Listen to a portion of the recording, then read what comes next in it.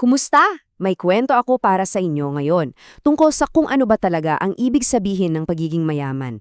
Pero teka lang ha, hindi ito tungkol sa dami ng pera sa bangko o sa mga bagong gadgets. Ito tungkol sa kung ano ang totoong kayamanan. Sige, simulan na natin.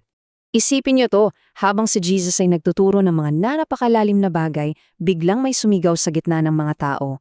At ang tanong niya, hindi tungkol sa aral o kung paano maging mabuting tao, kundi tungkol sa pera. Dito pa lang, alam mo na agad kung saan nakatutok ang puso at isip niya sa mga bagay dito sa lupa. Pero, imbes na maging referee sa away nila sa mana, umiling lang si Jesus. Para bang sinabi niya, sandali, hindi yan ang trabaho ko. Kasi alam nyo, ang misyon niya ay hindi para ayusin ang mga awayan sa pera, kundi para gamutin ang isang mas malaki, mas malalim na problema na nasa puso nating lahat. Kaya naman, sa halip na pag-usapan yung mana, itinuro ni Jesus kung ano talaga yung ugat ng problema. Nakita niya na yung tanong ng lalaki ay isang sintomas lang pala ng isang sakit na mas karaniwan kesa sa inaakala natin. Ang tawag dito, pagiging sakim. Ito yung pakiramdam na parang laging gusto ko pa, kulang pa. Kahit gaano nakadami ang mga bagay na meron ka, parang laging may hinahanap pa. Yung pag-iisip na laging akin, akin, akin. At dahil sa sobrang pagtuon natin sa sarili, hindi na natin napapansin yung mga tao sa paligid natin. At dito na binitiwan ni Jesus ang isa sa mga pinakamahalagang aral niya. Ang halaga mo bilang isang tao, hindi yan nakabase sa dami ng gamit mo, sa brand ng damit mo, o kung gaano kalaki ang bahay nyo. Ang tunay na buhay, nako, higit pa riyan. At para mas maintindihan natin, nagkwento siya. So, pakinggan natin tong kwento na nagsisilbing babala tungkol sa isang mayamang lalaki at ang kanyang napakalaking ani. Isipin nyo na lang, yung bukid ng mayaman na to, sobrang ganda ng ani, parang nanalo sa jackpot.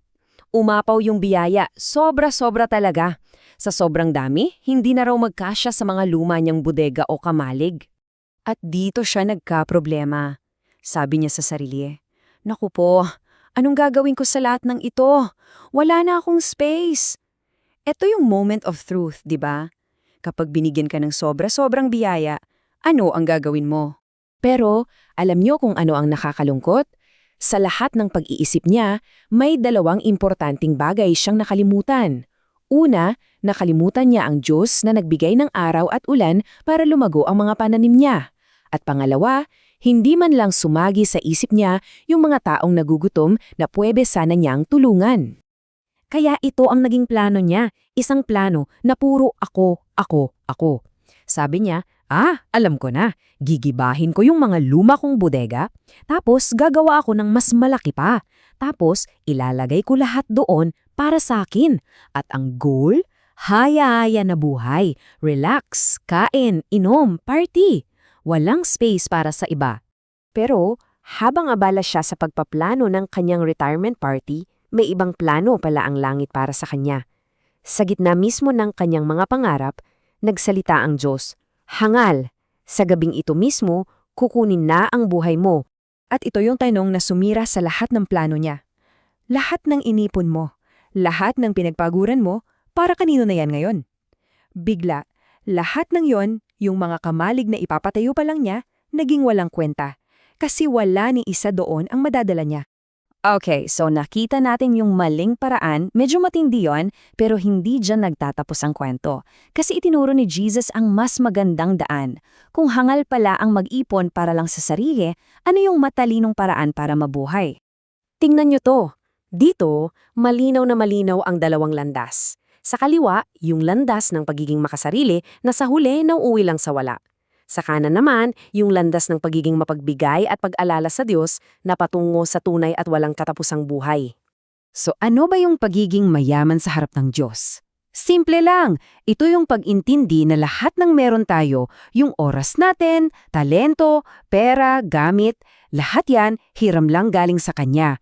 Para tayong mga manager dito sa lupa. At ang trabaho natin, gamitin ang mga ipinagkatiwala sa atin para gumawa ng mabuti. Paano ba to gawin sa totoong buhay? Ito, parang simpleng recipe lang. Una, laging tandaan na magpasalamat sa lahat ng bagay. Pangalawa, buksan natin ang ating mga mata at puso sa mga taong nangangailangan. Pangatlo, Huwag matakot na mag-share. At kapag ginagawa natin yan, ang buhay natin ay nagiging parang isang napakagandang kanta ng pasasalamat na naririnig hanggang sa langit. Dahil dito, dumarating tayo sa pinakaimportanteng tanong sa lahat. Kung hindi pala mga ari-arian o pera ang sukatan, ano pala ang tunay na kayamanan? Ang tunay na kayamanan, hindi yan yung nabibilang o nailalagay sa bangko. Hindi ito ginto o ang pinakabagong cellphone. Ang tunay na kayamanan ay yung pagmamahal na ibinabahagi natin, yung tulong na ibinibigay natin, at yung kabutihan na hinding-hindi kumukupas. Ito yung klase ng yaman na hindi mananakaw at hindi maluluma. Kaya ngayon, isipin mo na, ang buhay mo ay parang isang treasure chests. Sa bawat araw na lumalipas, may inilalagay ka sa loob niyan. Ang tanong para sa ating lahat ay, ano ang ipinupuno mo sa baul mo? Mga bagay ba na masisira at maiiwan lang dito sa mundo?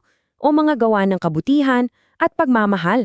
Ang tanging kayamanan na may tunay na halaga magpakailanman.